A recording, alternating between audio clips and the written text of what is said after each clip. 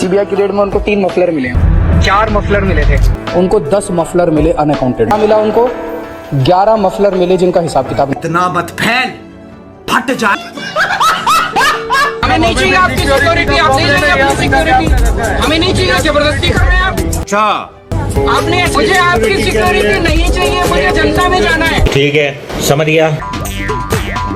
चट देनी मार देली खींच के तमाचा ही हंस देले ही हंस देले रिंकिया के पापा। अगर केजरीवाल भ्रष्टाचारी है तो फिर इस दुनिया के अंदर कोई ईमानदार नहीं है।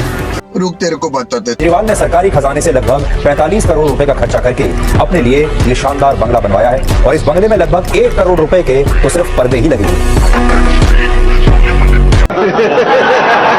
10 लाख रुपए का भी ऑपरेशन अगर होना है, आप दिल्ली के सरकारी स्कूल में चले जाइए, आपका ऑपरेशन मुफ्त में होगा।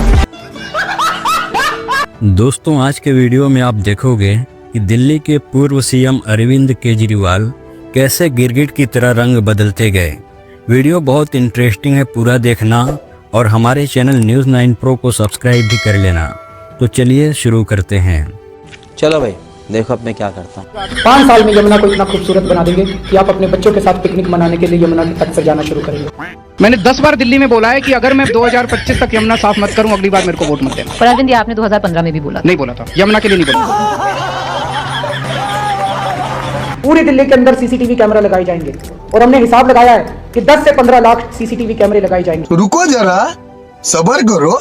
अमित शाह जी लाजपत नगर में आए, लाजपत नगर में स्टेज से बोले कि क्या केजरीवाल ने कहा था मैं दिल्ली में सीसीटीवी कैमरे लगाऊंगा, 15 लाख, वही जो आप कह रहे हो, 15 लाख सीसीटीवी कैमरे लगाऊंगा। 10 लाख 15 लाख की फिगर कहाँ ये से? पता नहीं वो कहां से लेके आए हैं, उन्हीं से पूछिए।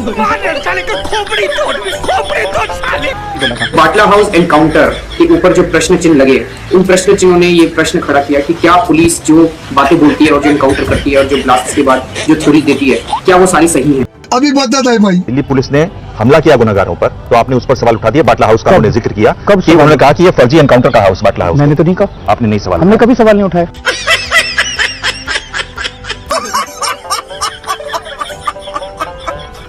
मोदी जैसे बड़ा देशद्रोही कोई नहीं है। रुक, तेरे को बताते। आप प्रधानमंत्री नरेंद्र मोदी को देशद्रोही बता रहे हैं। मैंने कभी देशद्रोही नहीं कहा। इसका तो वीडियो है, दिखाइए दिखाइए।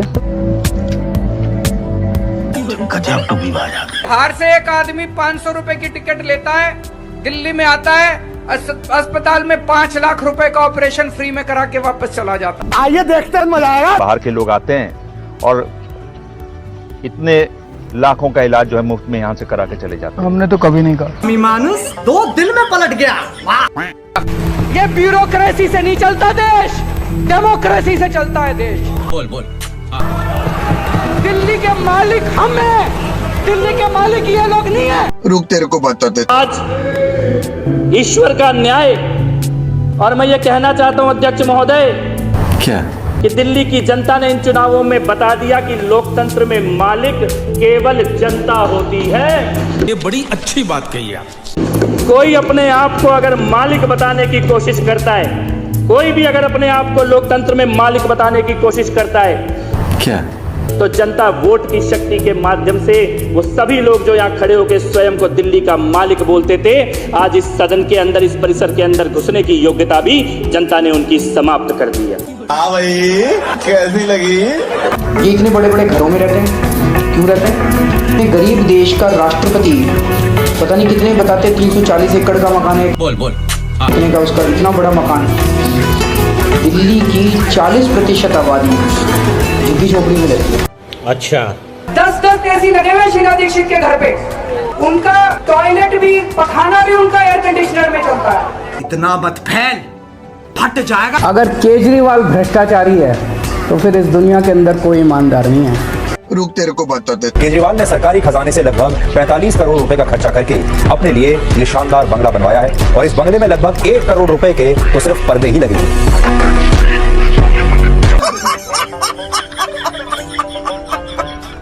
झाड़ू दबाओगे तो आपके बीच में रहूंगा।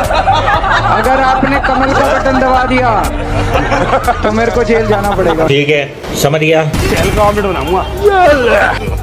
no, no, no, no.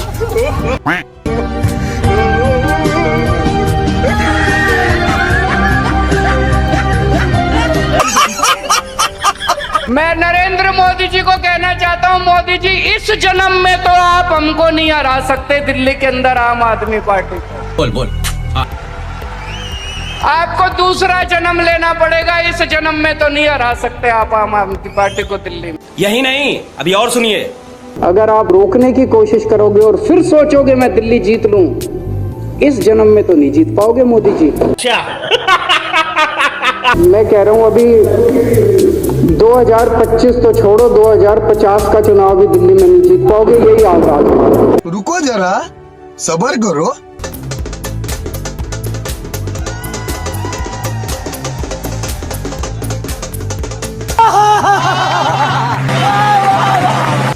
Kabaddi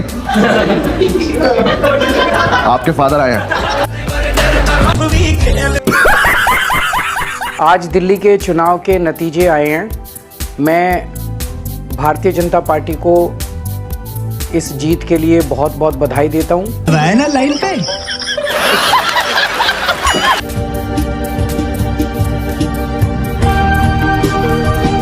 क्या सीन है। मजा आया, और मैं ये जो मजा है हिंदुस्तान के हर व्यक्ति को देना चाहता हूँ। हमें नहीं चाहिए आपकी सिक्योरिटी, आप नहीं चाहिए अपनी सिक्योरिटी, हमें नहीं चाहिए, जबरदस्ती कर रहे हैं आप। अच्छा, आपने मुझे आपकी सिक्योरिटी नहीं चाहिए, मुझे जनता में जाना है। ठीक है, समझ गया। चट देनी मार देली खींच के तमाचा, ही हंस देले, ही हंस देले रिंकिया के पापा।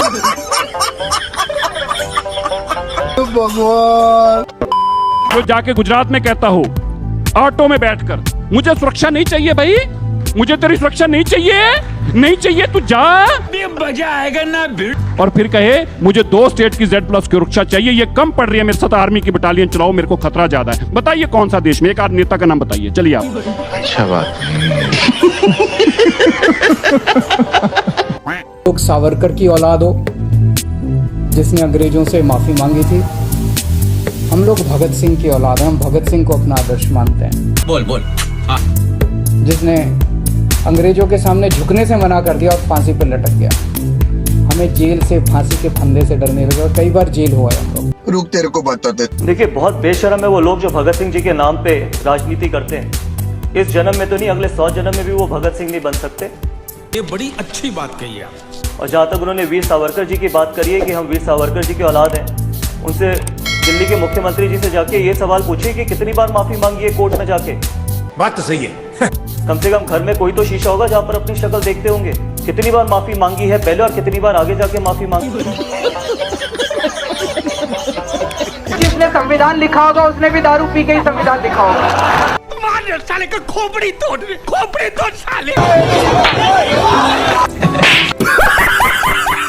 बच्चों की कसम है, ना बीजेपी से गठबंधन करेंगे ना कांग्रेस से गठबंधन। पहले ये देखो, वोट बटने मत दो, गठबंधन कर लो। क्या कहा? वोट बटने मत दो, गठबंधन कर लो। मेरा राम किसी की मस्जिद तोड़ के ऐसे मंदिर में नहीं बस सकता।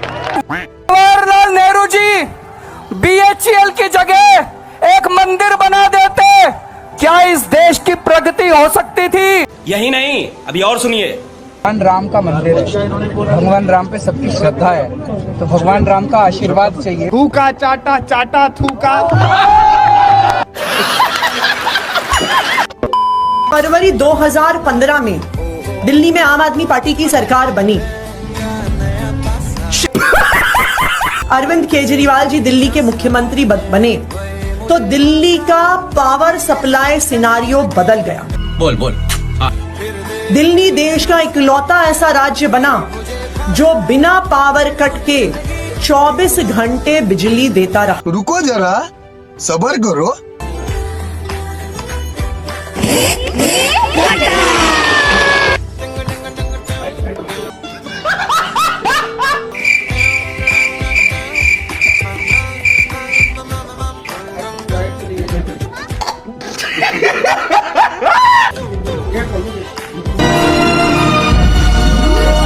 बर्फ पड़ने वाली। सरकार ने 8 लाख करोड़ रुपए के क्या इन बड़े बड़े पूंजीपतियों के बैंक लोन माफ कर दिए। अच्छा, इन लोगों ने देश के कुछ चंद लोगों का 10 लाख करोड़ रुपए का कर्जा माफ कर दिया। क्या बात कर रहे हैं? 11 लाख करोड़ रुपए का कर्जा माफ कर दिया मोदी जी ने। 12 लाख करोड़ रुपए के कर्जे माफ कर दिए। 13 लाख करोड़ रुपए के बैंकों के कर्जे कुछ चंद अमीर लोगों को माफ कर दिए। मार साले का खोपड़ी तोड़ साले। चाहे 10 लाख रुपए का भी ऑपरेशन अगर होना है, आप दिल्ली के सरकारी स्कूल में चले जाइए, आपका ऑपरेशन मुफ्त में होगा। सीबीआई की रेड में उनको 3 मफलर मिले, 4 मफलर मिले थे, उनको 10 मफलर मिले अनअकाउंटेड। मिला उनको 11 मफलर मिले जिनका हिसाब किताब। इतना मत फैल, फट जाएगा। मनमोहन सिंह, राहुल गांधी और सोनिया गांधी की सरकार ने जितना घोटाला किया, बोल और जितने पैसे ये स्विस बैंकों में लेके गए, वो शायद 200 साल में अंग्रेज भी नहीं ले जा सकते। रुक, तेरे को बताते। इसके अलावा और कोई पॉलिटिशियन है कंट्री में जिसकी नीयत बहुत साफ हो? डॉक्टर मनमोहन सिंह थे, बहुत अच्छे पॉलिटिशियन थे, बहुत ईमानदार थे। आमी मानुस 2 दिन में पलट गया। वाह।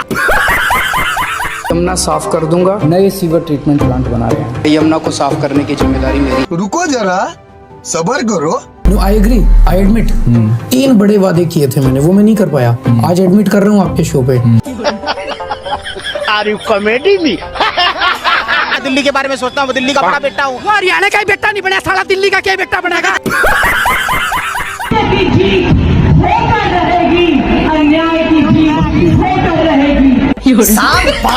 बात कहने की पूरी भारतीय राजनीति में किसी की हिम्मत नहीं है।